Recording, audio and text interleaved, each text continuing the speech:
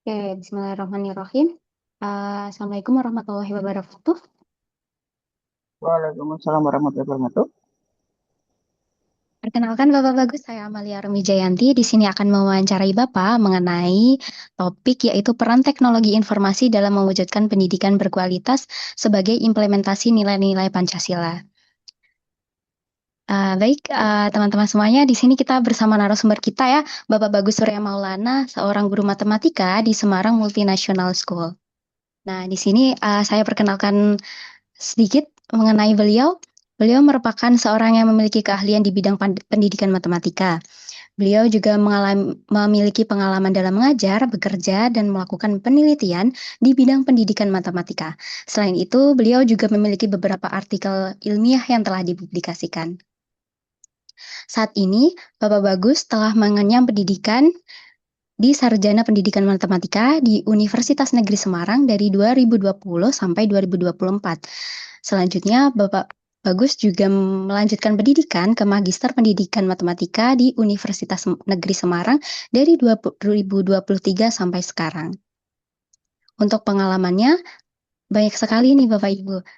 Untuk pengalaman Bapak Bagus Surya Maulana ini, yang pertama, beliau merupakan salah satu asisten dosen program studi pendidikan matematika UNES dari tahun 2021 sampai 2024, menggantikan dosen menilai pekerjaan mahasiswa dan membimbing diskusi. Selanjutnya, beliau merupakan tutor matematika Genio Institute dari 2022 sampai sekarang yang mengajar SD sampai SMA, bimbingan nasional dan internasional, lalu pembinaan Olimpiade Matematika. Selanjutnya ada kampus mengajar 5 di 2023 yang bertujuan untuk meningkatkan literasi dan numerasi, membuat pojok baca, dan mengintegrasikan teknologi. Selanjutnya, beliau juga tergabung dalam Genbi Komisariat UNES Divisi Pendidikan dari 2023 sampai 2024.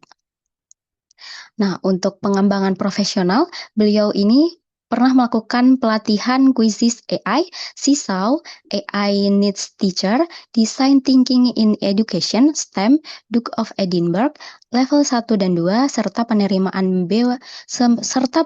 beasiswa AFS Global STEM Educator 2025 yang semuanya berkaitan dengan topik yang akan kita diskusikan hari ini, yaitu peran teknologi informasi dalam mewujudkan pendidikan berkualitas sebagai implementasi nilai-nilai Pancasila. Nah, mungkin izin Bapak Bagus, apakah siap untuk menjawab pertanyaan wawancara kali ini? Ya, siap. Siap. Saya manggilnya siapa?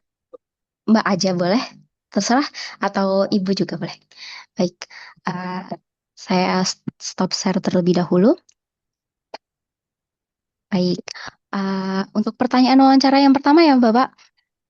Menurut Bapak, saat ini kan Bapak sudah memiliki banyak pengalaman mengajar ya. Kira-kira bagaimana sih kualitas proses belajar mengajar berubah sejak teknologi informasi sepertinya ada internet, laptop, atau aplikasi pembelajaran itu banyak banyak digunakan dalam di dunia pendidikan. Bagaimana tuh Pak?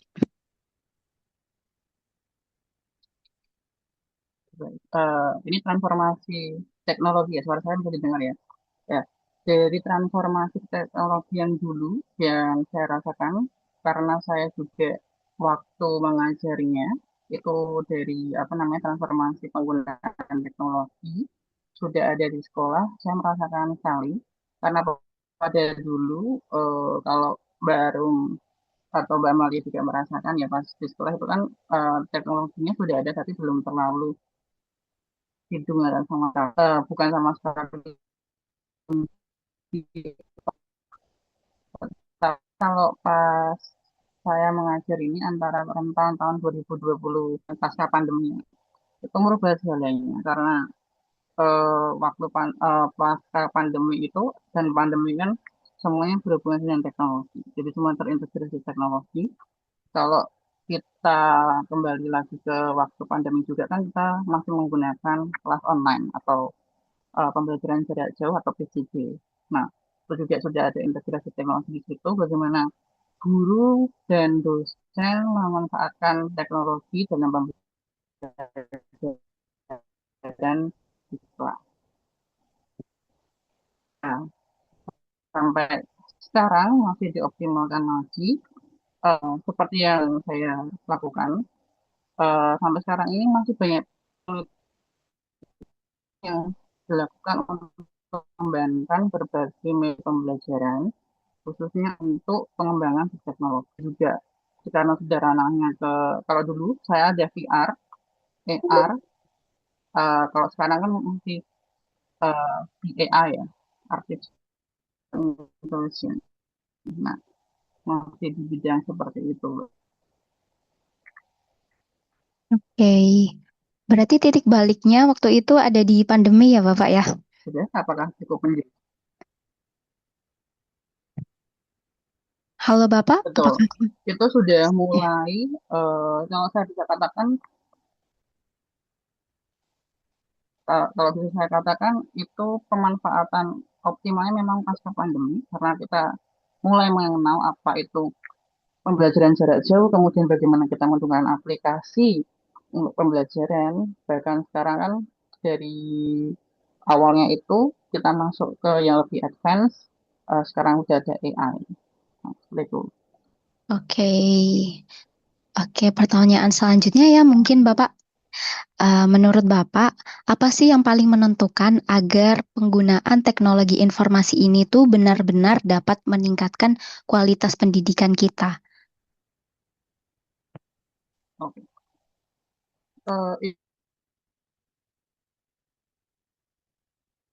Ini berdasarkan dari pengalaman saya sendiri ya, Kak. Kalau bisa Ya. kita bilang, untuk bisa pendidikan kita sendiri akan lebih baik dan proper jika lebih merata. Karena dulu pas saya baik itu mengajar maupun saya itu penelitian, cukup lumayan ada beberapa sekolah yang masih kurang dengan fasilitas teknologi. Jadi sudah digunakan tapi masih ada yang terbatas. Nah, kalau itu sudah dioptimalkan, menurut saya dengan sumber daya manusia yang ada, dengan fasilitas yang ada, mungkin itu akan saling membantu sama satu sama lain. Nah, itu Oke, berarti keterkaitannya. berarti kuncinya di pemerataan ya Bapak ya. Oke, mungkin selanjutnya ya Bapak, untuk pertanyaan selanjutnya, apakah semakin mudahnya akses internet di Indonesia itu menurut Bapak membuat kualitas pendidikan menjadi lebih baik? Ini juga terkait dengan pemerataan tadi ya Bapak ya. Menurut Bapak bagaimana Pak?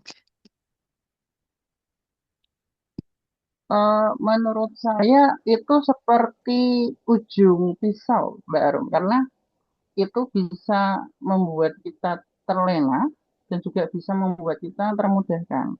Ini di luar dari pemerataan tadi ya. Kalau pemerataan kan memang sebaiknya kita harus meratakan fasilitas dulu sehingga bisa mendukung pendidikan tadi ya.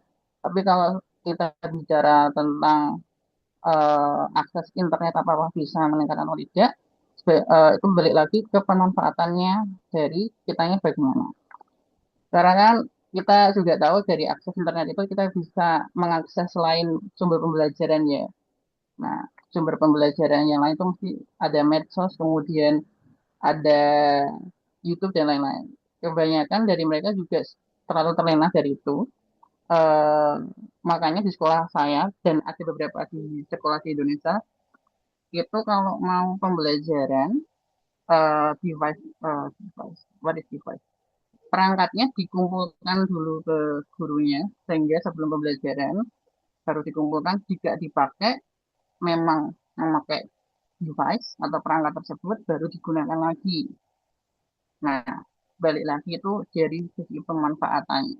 Jadi bergantung bagaimana kita memanfaatkannya. Oke, Seperti itu. berarti kemudahan dari akses internet ini benar-benar ada yang dampaknya positif, ada juga negatif ya Bapak ya. Betul. Oke, mungkin pertanyaan selanjutnya Bapak, menurut Bapak, bagaimana sih penggunaan teknologi informasi kita dalam pendidikan dapat mencerminkan nilai-nilai Pancasila kedua, yaitu kemanusiaan yang adil dan beradab? Oke. Yang kedua kemanusiaan atau yang beradab. Mungkin ini lebih ke nilai Pancasilanya untuk keadilan sesama manusia ya. Ya, Yang dimana yang dimana manusia itu memiliki hak satu sama lain. iya, Ya, itu lebih ke pemerataan sebagai rakyat Indonesia sendiri, yaitu memiliki hak yang sama ketika satu sekolah memiliki fasilitas yang baik dan sekolah lain seharusnya juga memiliki fasilitas yang baik juga seperti itu sih. oke. Berarti kuncinya tetap di pemerataan tadi ya, Bapak ya. S- Sepertinya seluruh rakyat Indonesia bila dikasih fasilitas yang sama, pasti kemudahan juga akan merata. Baik, menurut Bapak, selanjutnya, apakah penggunaan teknologi informasi ini untuk saat ini ya Bapak sudah memberikan kesempatan belajar yang adil bagi semua orang sesuai sila kelima kita, yaitu keadilan sosial bagi seluruh rakyat Indonesia? Ya. Untuk adil, mungkin saya bisa bilang cukup belum ya, karena balik lagi ke awal tadi kan ada beberapa akses yang tidak bisa dilakukan oleh siswa Indonesia atau aksesnya terbatas ya. Hingga sekarang bahkan kalau baru tahu itu ada beberapa daerah yang tidak bisa hidup listriknya Ya, karena saya juga pernah ke daerah 3T dulu saat pas mengajar penelitian bersama dosen saya agak susah untuk mencari sinyal dan memang itu waktu kampus mengajar jadi pas kampus mengajar itu tuh agak susah sekali untuk aksesnya bahkan seperti daerah-daerah pesisiran di Kudus itu ada satu sekolah kalau musim hujan banjir ya sudah tidak sekolah dan mereka hanya ditugaskan di rumah tidak memakai sumber belajar apapun internet juga terbatas. hey. Kalau boleh tahu Bapak, dulu penugasan 3T-nya di mana? Daerah mana Bapak?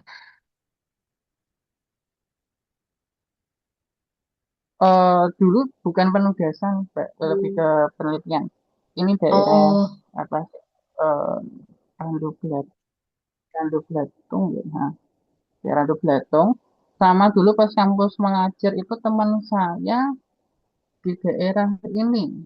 Hmm, di daerah dekatnya Kecamatan Jati itu tuh masih bukan pesisiran pinggir kota Kudus ya itu ya itu masih apa namanya rawan untuk banjir jadi mereka kalau sama banjir ya udah tidak sekolah.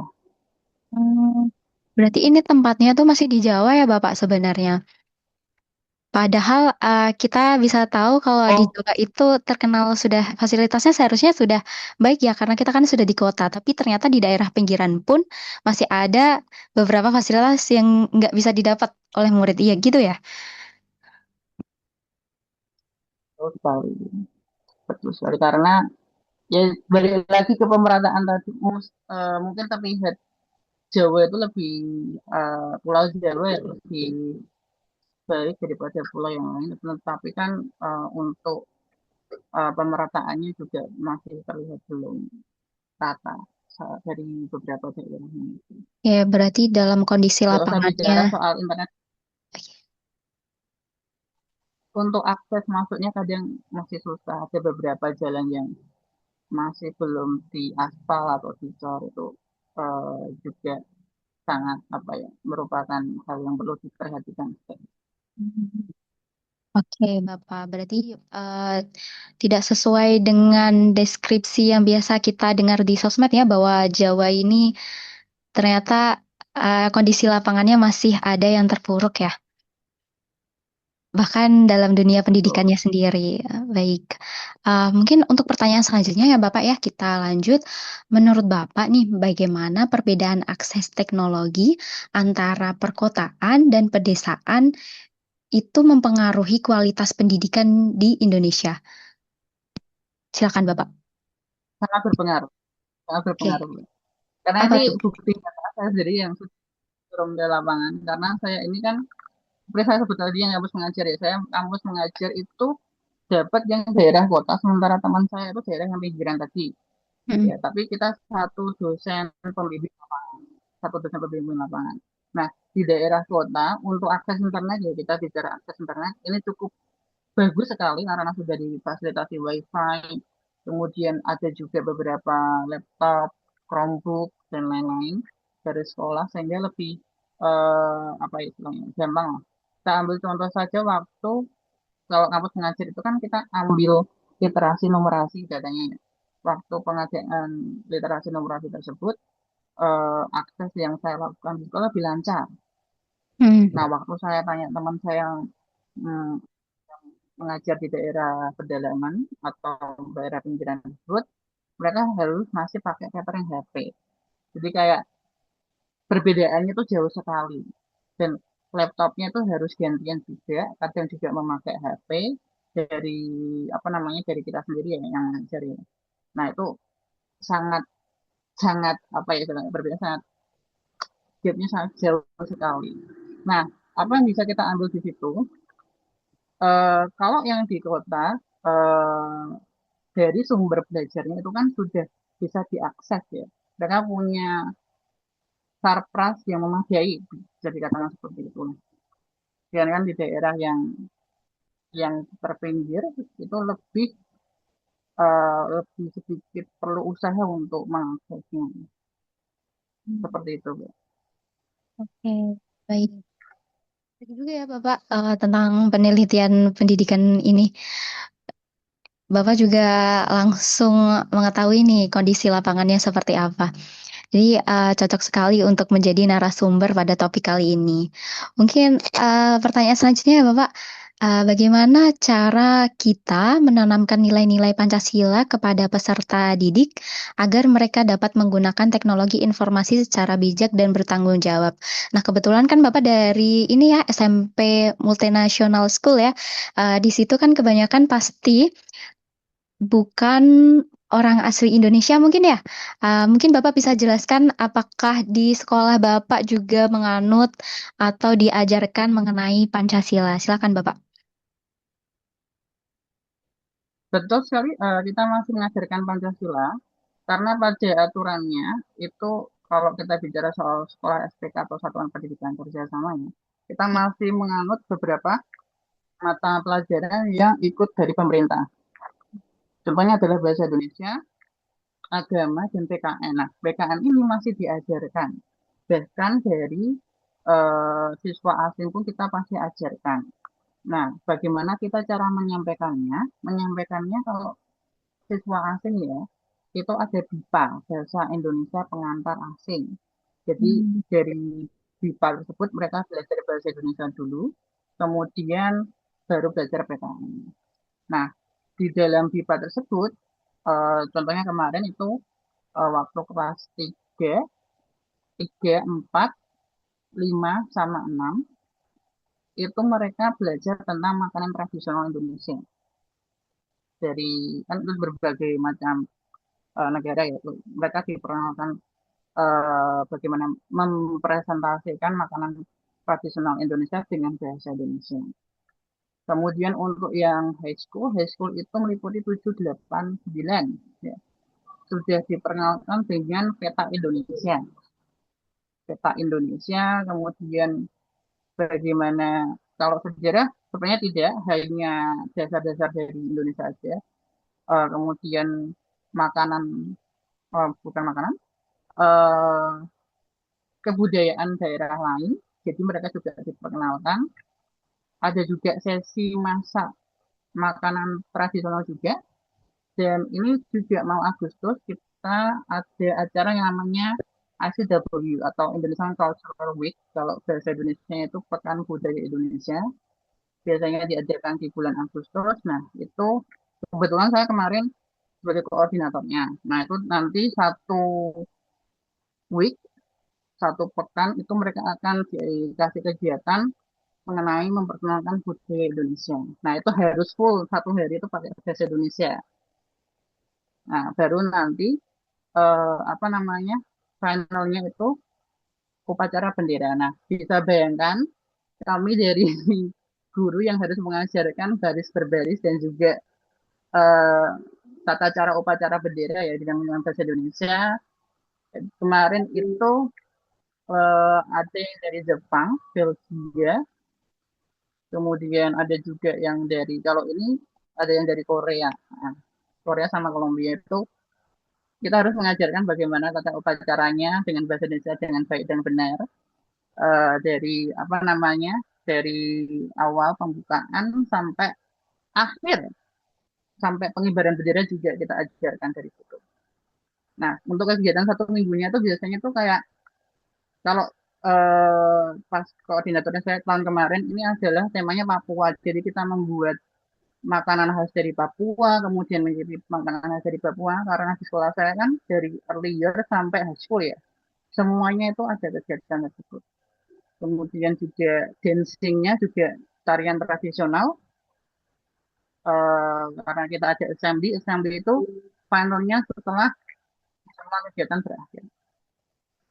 Seperti itu. Oke. Seru sekali ya sepertinya ya.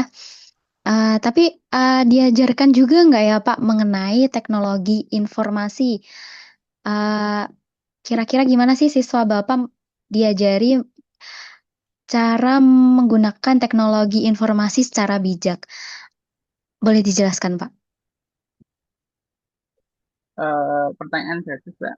Karena di dalam sekolah saya ini kan memang ada yang namanya open source. Kita mencari informasi dari internet ya. Terkadang juga kita memakai AI, cuman kita batasi karena ada beberapa aturan terkait hal tersebut. Nah, untuk itu sendiri biasanya mereka itu melakukan research atau pencarian sendiri. Jadi misalnya ada topik tentang makanan daerah. Nah, nanti per orang akan dibuat topiknya sendiri. Mereka akan mencari informasinya sendiri, kemudian akan dipresentasikan menggunakan Canva, kemudian nanti akan dipresentasikan di depan. Nah, Hmm. seperti itu. Jadi sumbernya itu sudah dicari di internet sendiri. Ada buku, cuman kalau di buku kan sumbernya terbatas ya, Pak. Jadi nggak bisa terlalu banyak. Tapi kalau di sekolah saya itu pakainya lebih banyak risetnya di internet. Jadi mereka buat draftnya dulu di Google Docs, kemudian nanti baru dipresentasikan melalui Canva. Oke, sangat menarik ya. Ternyata eh, s- sepertinya juga membuat anak-anak aktif ya Bapak ya sepertinya untuk perlakuan Ya, seperti itu. Oke, mungkin selanjutnya kita bahas dampak negatif penggunaan teknologi ya Bapak. Menurut Bapak, dari berbagai dampak negatif penggunaan teknologi dalam pendidikan, seperti adanya hoaks, plagiarisme, kecanduan gadget, lalu penyalahgunaan AI, mana yang paling mengkhawatirkan nih Pak? Dan apa sih dampaknya terhadap karakter peserta didik Bapak? Silakan Bapak. jika kita bicara tentang tadi dan berkaitan tentang ini ya, apa namanya, lingkungan pendidikan, yang paling mencolok itu plagiarisasi dan juga plagiarisasi, kecanduan gadget dan eh, penggunaan AI tersebut, Mbak. Karena Hmm. tidak bisa dipungkiri lagi ya, sekarang banyak sekali tugas yang berbentuk digital ya, tidak bisa apa istilahnya ya, eh, bisa ditulis tangan, cuma ada beberapa guru yang memang menugaskan bentuk digital. Nah, itu eh, dari kata teman saya ya, teman kerja saya, kalau mau mengkoreksi harus hati-hati terlebih dahulu karena bahasa AI atau bahasa plagiarisasi itu harus hati-hati ketika kita mau mainnya. Kemudian untuk kecanduan gadget itu dari sekolah saya sudah menanggulangi seperti tadi yang saya katakan, HP-nya atau gadgetnya itu dikumpulkan dulu saat pembelajaran, baru tidak membutuhkan harus digunakan, baru izin sama homeroom. Homeroom itu wali kelasnya. Nah, untuk yang terakhir AI, yaitu sangat sangat perlu diperhatikan. Kalau di sekolah saya itu lebih ke isu lingkungan karena sekolah saya juga green school ya. Itu lebih mengkhawatirkan karena kalau Mbak Arum tahu, AI itu juga memakan penggunaan air. Ya. Jadi sistem AI pusat itu tuh memerlukan pendingin ya. Nah, pendingin itu memerlukan air. Jadi menggunakan AI, semakin banyak yang menggunakan AI itu semakin panas mesinnya, maka semakin banyak juga air yang dibutuhkan. Itu nanti bisa di research juga, itu masalah dari yang kita hadapi sekarang. Penggunaan AI juga membutuhkan air, jadi menggunakan AI juga sama dengan menggunakan air lebih banyak. Oke, nah, berarti kalau kita curhat ke AI, benar-benar bikin ini ya, ikut isu lingkungan seperti air juga terdampak ya Bapak ya. Jadi mungkin kita jangan sering-sering nih curhat ke AI. Mungkin dari saya sendiri sih ini Bapak, bukan kita ya. Oke, mungkin selanjutnya ya Bapak, menurut menurut Bapak sendiri, bagaimana teknologi dapat membantu peserta didik penyandang disabilitas agar mereka memperoleh kesempatan belajar yang sama seperti peserta didik lainnya? Oke, nah pertanyaan yang bagus juga, Mbak, karena di sekolah saya juga ada beberapa siswa yang ABK, anak berkebutuhan khusus ya.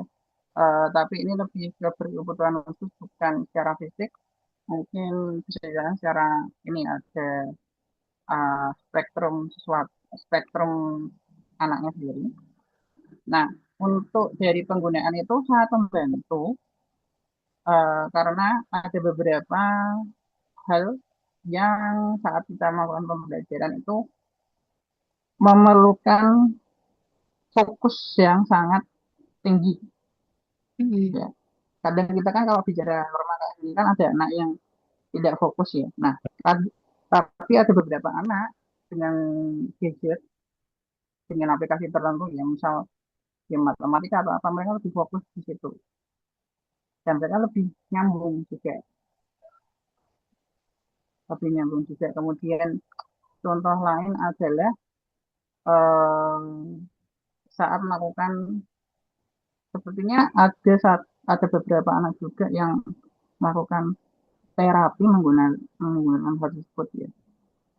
Saya lupa itu apa, cuman ada juga aplikasi yang bisa menggunakan terapi menggunakan laptop ya, ya menggunakan laptop tersebut.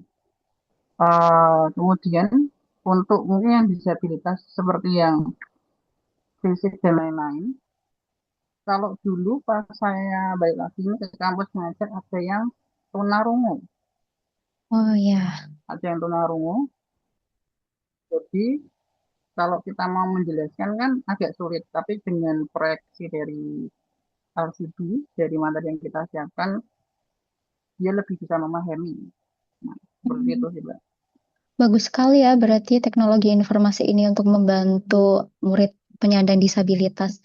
Jujur saya baru tahu ya Bapak ada untuk pengajaran bisa dilakukan seperti itu karena saya bukan dari bidang pendidikan. Jadi ini hal baru untuk saya ya. Oke, mungkin selanjutnya Bapak, pertanyaan terakhir nih. Jika Bapak diberi kesempatan untuk membuat kebijakan di bidang pendidikan, apa langkah pertama yang akan Bapak lakukan agar teknologi informasi ini benar-benar dapat meningkatkan kualitas pendidikan sekaligus memberikan kesempatan belajar yang adil bagi seluruh masyarakat Indonesia? Silakan Bapak. Mungkin dari saya sendiri lebih ke pemerataannya dulu, Mbak, untuk fasilitas prasarana dulu, serpasnya dulu, karena tidak bisa dipungkiri lagi karena ketimpangan sarpras itu juga mempengaruhi proses pembelajaran. Kemudian yang kedua adalah peningkatan kompetensi sumber daya manusia yang juga sebagai pengajar. Dan itu tidak dapat dipungkiri lagi ya, karena bisa dikatakan ada beberapa guru yang memang harus diperkenalkan tentang cara belajar yang terintegrasi dengan teknologi dengan baik dan benar, bagaimana menggunakannya, bagaimana cara uh, implementasinya di dalam pembelajaran. Nah, terkadang kan masih ada beberapa guru juga yang masih bingung cara menggunakannya. Nah, jadi pemerataan dulu, kemudian peningkatan dari SDM-nya. Kalau Oke. menurut saya dua hal tersebut kalau dikombinasikan bisa menjadi hal yang bagus kok untuk apa namanya? proses pembelajaran. Istilahnya kan kalau dari pengajarnya kualitasnya juga bisa bagus, lancar, dari fasilitasnya juga memadai, outputnya yang akan dihasilkan juga akan lebih bagus. Oke, berarti kembali lagi ke poin pertama kita tadi ya mengenai pemerataan dan selanjutnya ada tambahan dari Bapak sendiri yaitu peningkatan SDM.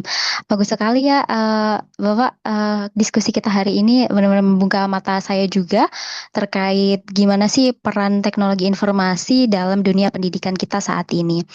Baik, mungkin itu saja ya Bapak mengenai pertanyaan kita hari ini. Terima kasih banyak atas diskusinya.